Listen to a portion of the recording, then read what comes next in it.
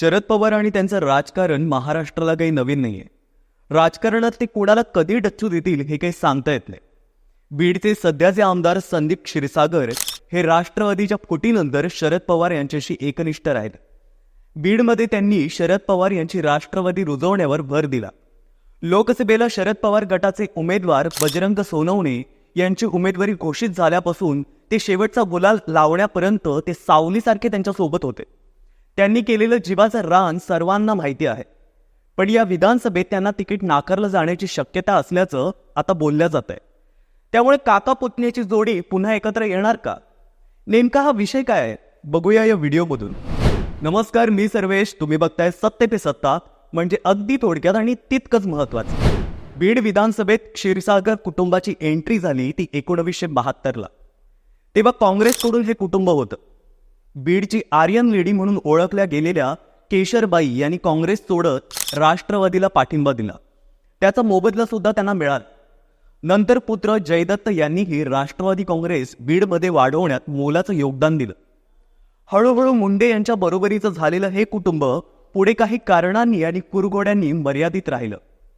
जयदत्त यांनी शिवसेनेत प्रवेश केला आणि राष्ट्रवादीचा बीडचा चेहराच हरवून गेला. जयदत्त यांच्यानंतर कोण याची सगळीकडे चर्चा होऊ लागली.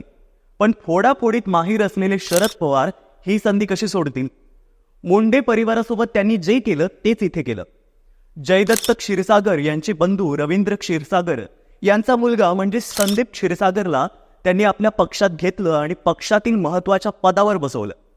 आता जयदत्त क्षीरसागर यांच्या विरोधात दस्तूर खुद्द त्यांचा पुतण्याच उभा केल्यामुळे बीड सभेचं राजकारण क्षीरसागर या घराभोवती फिरणार हे सगळ्यांना कळून चुकलं. आणि हे कुटुंब आपसातील लढतीमुळे मुंडे कुटुंबाला शह देऊ शकलं नाही. 2014ला मराठा उमेदवार विरुद्ध ओबीसी उमेदवार असा सामना रंगला. भाजपकडून विनायक मेटे यांना उमेदवारी दिलेली होती. सत्तेचं वारं फिरलेलं असतानाही आपलं बीड कायम ठेवणारे जयदत्त क्षीरसागर 2019ला मात्र पराभूत झाले. अवघ्या 1984 मतांनी संदीप क्षीरसागर निवडून आले. त्यांचा शिवसेनेतील प्रवेश आणि शिवसेनेकडून घेतलेली उमेदवारी रुचली नसल्याने पराभव झाला अशा चर्चा रंगू लागल्या. पण शिवसेना फुटली त्यावेळी आपली पक्षनिष्ठा दाखवत त्यांनी उद्धव ठाकरे यांच्या सोबतच एकनिष्ठ राहणं पसंत केलं. महाविकास आघाडीचा ते भाग बनले. त्यामुळे आता संदीप क्षीरसागर यांच्या सोबतीला ते असतील असं बोललं जात होतं. पण मध्यंतरी ते एकनाथ शिंदे यांच्या एका कार्यक्रमात दिसून आले. परिणामी उद्धव ठाकरे यांनी त्यांना बडतर्फ केलं. त्यामुळे आता ते परत शिंदे यांच्या सेनेत प्रवेश करतील की अजून काही दुसरा पर्याय निवडतील याबद्दल सध्या चर्चा होत आहेत. इकडे राष्ट्रवादीत फूट पडली. संदीप क्षीरसागर यांनी बीडवरचा हात काढू न देता आपण शरद पवारांसोबत एकनिष्ठ राहणार असल्याचं घोषित केलं. तसं पाहता त्यांना महायुतीत समाविष्ट होणं म्हणजे पुन्हा एकदा धनंजय मुंडे यांच्याच नेतृत्वाला मान्य करणं हे टाळायचं होतं. त्याहीपेक्षा शरद पवार यांच्या राष्ट्रवादीत निर्माण झालेली पोकळी भरून काढणं आणि स्वतःची राज्य पातळीवर ओळख निर्माण करणं हे त्यांना शक्य होतं. राष्ट्रवादी काँग्रेसकडून त्यांना जवळपास लोकसभेलाच उमेदवारी घोषित झाली असल्याचं बोलल्या जात होतं. लोकसभेला त्यांनी झपाटून काम केलं. लोकसभेला मराठा विरुद्ध ओबीसी वाद विकोपाला गेला होता. विधानसभेला याचा फटका बसेन हा विचार टाळून त्यांनी या वादात शरद पवारांसाठी उडी घेतली. सुरुवातीला या आरक्षणावरून बीडमध्ये आंदोलक आक्रमक झाले होते. त्यात संदीप क्षीरसागर यांच्या राहत्या घराला लोकांनी आग लावली. पण ईश्वर कृपेने कोणाला काही झालं नाही. पण मराठा विरुद्ध ओबीसी नेत्यांमध्ये वादाची ठिणगी पडली आणि ती दिसून आली. नंतर मराठा चेहरा असलेल्या बजरंग सोनवणे यांचा त्यांनी प्रचार केला. ते निवडून सुद्धा आले. तेव्हा हा वाद जनता विसरून जाईल असं बीडमध्ये बोलल्या जात होतं. पण झालं मात्र उलटच. विधानसभेसाठी एक नवीन पत्ता समोर आला.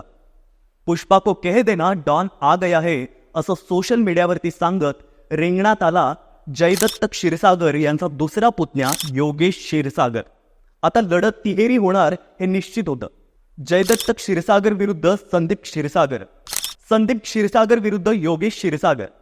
पण या लढतीत अजून एक ट्विस्ट आला.